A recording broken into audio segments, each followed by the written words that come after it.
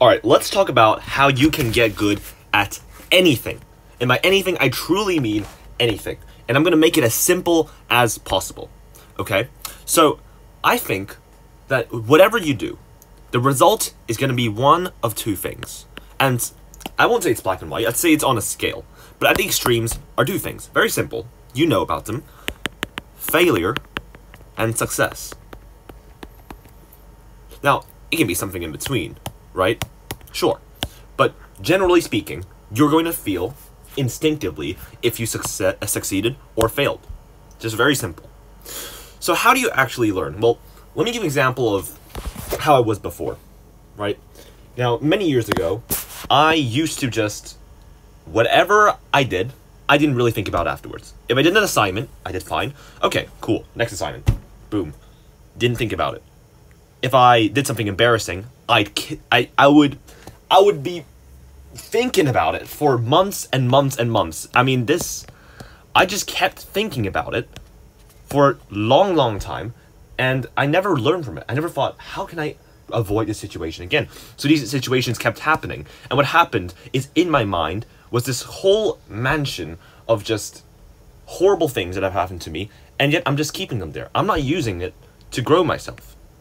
It's like you have a bunch of debt that you are not trying to resolve or use as motivation to become better at something. So, if we're going to visualize this, right, you can either, okay, because obviously, if you don't learn from your successes or failures, that's stupid, right? We both know that's not going to lead to any success. Your goal is to succeed more. So, let's draw a chart here. Okay, I promise this is not going to be one of those science math charts, boring as fuck. Alright, success and failures. This is going to be time. And this is going to be your level of success. This is arbitrary, it depends on what you're doing. Okay, I said this formula applies to whatever you're doing.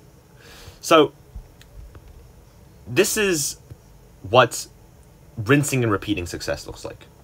Because you think, okay, what if I just rinsed and repeat my success? I'd be great, right?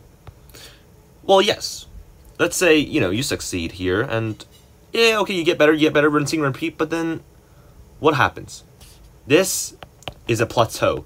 You get to a point where you can no longer improve, and you stay at that level. This is if you rinse and repeat success solely. It's like, if you're able to play a part on a piano or a guitar well, like a little riff or a little section, you play it well. You keep playing it and playing it. Yes, you get much better at that section, but what about the rest of the song? You're not going to amaze anybody just by perfecting that one bar. So, then, we have to go to the other extreme. What if you fail at something? Well, if you fail at something, then what you must do now is learn from that failure. You made a mistake. Yes. How do you learn from it? My mindset now when it comes to failure is, if I fail at something, doesn't matter what it is, even if I feel slightly embarrassed, even if it's an interaction where I smile just a little bit too fakely, which I recently did. I think I smiled in a really weird way to somebody. I was giving them a gift to show my gratitude, and, when they said thank you, I tried to smile back, but then it was one of those smiles where it was only with the mouth, not the eyes. So what I ended up doing, instead of just feeling, oh, that sucks, that's so embarrassing, instead what I did was I smiled at the mirror for hours on end, just trying to perfect my smile, so that the next time I feel happy, or I know I'm supposed to look happy, I know how to emulate that automatically. This is how I learn from failures. I don't dwell on it. And by the way, a lot of people, when they have a failure, for days upon days, they'll think about it, they'll think about it, they'll think about it. What you have to understand is your goal is not to keep thinking about the failure. Your goal is to get better. Get better. That's your goal. Is constantly dwelling on it and not thinking how to improve going to get you better? That's just going to make you feel bad. It's not going to get you better. What you need to get better is to, instead of feeling bad about yourself, think objectively. So there's this concept called, fly in the room, or helicopter in the sky, helicopter view. You're looking in as a completely rational person, like a scientist, observing yourself. And you're thinking, how can I... or maybe even a video game character, right? You are a video game character, and then another you is the player. If your video game character sucks at something, you are not automatically gonna feel horrible about it for days upon days. No, you're immediately gonna think, how does this man get better? Just like that. Very simple. How do I make this video game character improve? How do I increase his stats?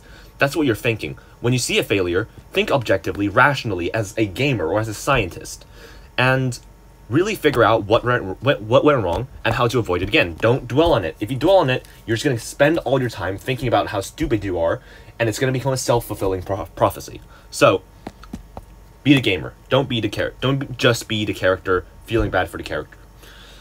Right. If you learn from your failures solely, what your improvement chart will look like this. You see, you are going much higher than the person who solely emulated their success and who plateaued. You won't plateau, but a lot of times you'll go down. Now, why is that? Because when you learn from your failures, instead of just simply rinsing and repeating your success, you're going to take risk, right? And when you take risk, you inevitably fail sometimes, again. But then what you see at the end is an upward trend. You constantly go up. You never plateau. There's going to be bad times, there's going to be worse times, but you're going to have an upward trend by the end of it, because those lessons are going to accumulate, and eventually, right, if you just keep grinding at it, going through all the failures, you know, all the disappointments, you're eventually going to reach a high place. But my formula, I'll just call it the video gamer formula, just going with the analogy. Video gamer formula to life is doing both at once. This is rinse and repeat success. And this is learn from failures. It's very simple. You combine both into one chart, and what you will get is this.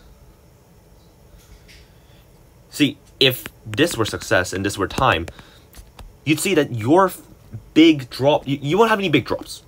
You might have small drops in success. You might fail a little bit.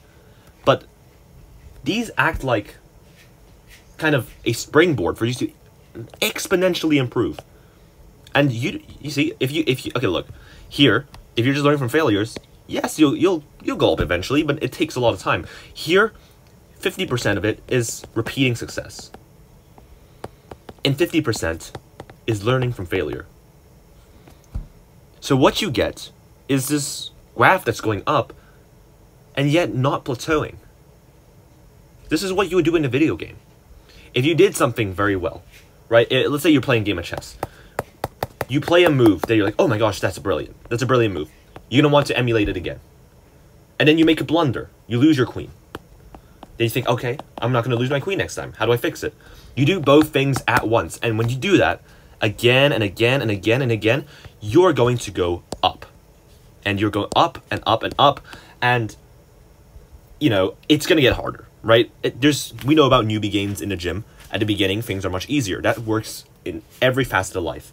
At the beginning, you're probably going to do better much faster. Much faster. And eventually going to slow down. But even though you slow down, if you're continuing to do this, you'll continue going up. You will never, ever plateau. And not only is this the recipe for success for every person who is successful out there, but it's also, I believe, a way to live a life that's very interesting. Because there's never one moment where you're not having a great, interesting time learning and succeeding. So, video game formula. If you follow this, 50% success, rinsing and repeating success, 50% learning from mistakes, I truly believe that this is going to be applicable in any facet of your life. So comment down below if you disagree in any way. I do really want to hear it. I'm trying to improve myself. So, yes, thank you very much.